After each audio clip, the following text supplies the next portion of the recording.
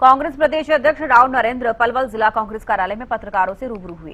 कई वरिष्ठ पदाधिकारी और कार्यकर्ता मौजूद रहे। पत्रकारों से बात करते हुए राव नरेंद्र ने एसआईआर यानी मतदाता सूची पुनरीक्षण कार्य को लेकर भाजपा सरकार को जमकर घेरा। उन्होंने कहा कि कांग्रेस पार्टी ने इसके लिए एक हाई लेवल कमेटी का गठन किया है, जो हर विधानसभा क्षेत्र में जाकर बूथ एजेंटों को सतर्क करेगी, ताकि किसी का सही वोट न कटे और न ही कोई गलत वोट बन पाए। इसके साथ उन्होंने नीट पेपर लीक मामले को लेकर केंद्र सरकार पर बड़ा हमला बोला और कहा कि भाजपा के 12 वर्षों के शासन में 90 से अधिक पेपर लीक हुए। वहीं कांग्रेस में गुटबाजी के सवाल पर राव नरेंद्र ने कहा कि कांग्रेस में कोई गुटबाजी नहीं, बल्कि गुटबाजी बीजेपी में है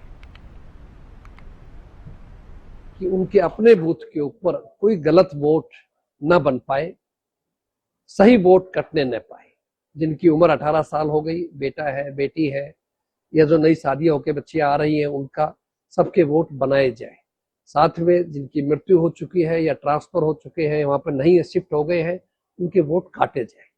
कांग्रेस पार्टी संविधान में विश्वास करती है और लोकतंत्र को मजबूत बनाने के लिए पूरी तरह से दिन रात प्रयास कर रही है आगे। क्योंकि पहले जो एसआईआर हुआ, चाहे बिहार में, बंगाल में, लाखों वोट कटने की जो शिकायत आई, आम जनता जो सही मायने के अंदर वोट का अधिकार रखता है और अगर उसको वोट से वंचित कर दिया जाए तो इससे बुरी कोई बात नहीं हो सकती। उसका अधिकार छिन जाता है। ये हमारा मौलिक अधिकार भी है जो संविधान के द्वारा हमें मिला है।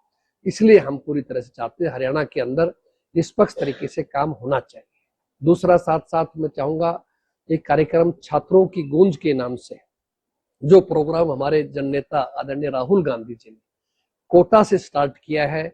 कोटा के अंदर आपने देखा हजारों लाखों नौजवान साथियों की जो भीड़ थी और वो सब लोग पीड़ित थे। सवाल एक पेपर लीक होने का नहीं है, केवल एक 22 लाख विद्यार्थियों का नहीं है, बल्कि पूरे देश के नौजवानों का भविष्य का है।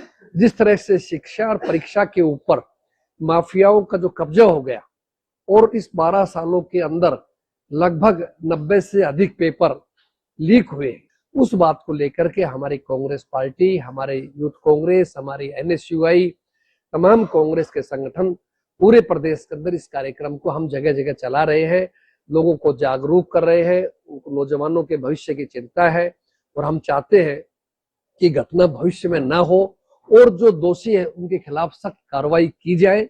और शिक्षा मंत्री भारत सरकार जो धर्मेंद्र प्रधान जी है, उनको नैतिकता के आधार पर इस्तीफा दे देना चाहिए था, लेकिन ये भारतीय जनता पार्टी की, आप जानते हैं कि वो कभी इस्तीफा लेते नहीं, से कितने बड़े से बड़ा भी कोई कांड करते काम कर दीजिए। भारतीय जनता पार्टी द्वारा जो सगुफा छोड़ा हुआ था, कांग्रेस में गुटबाजी है, मैं अक्सर कहता हूं भाई आज कांग्रेस पूरी तरह एक है, किसी प्रकार कोई गुटबाजी नहीं है। पिछले 8-9 महीने से जब से मुझे जिम्मेदारी मिली है प्रदेश की, सभी कांग्रेस के शीर्ष नेताओं का पूरा मुझे सहयोग मिलता है। सभी साथी कार्यक्रम में शामिल होते हैं। अगर कोई गड़बड़ है, फूट है, टूट है, तो भारतीय जनता पार्टी नजर आ रही है, जिसका उदाहरण आपने स्वयं दिया कि मुख्यमंत्री और केंद्रीय मंत्री कार्यक्रम में स्थानीय भाजपा के कार्यकर्ता, उनके मंडल अध्यक्ष, उनके विधायक, उनके सांसद नहीं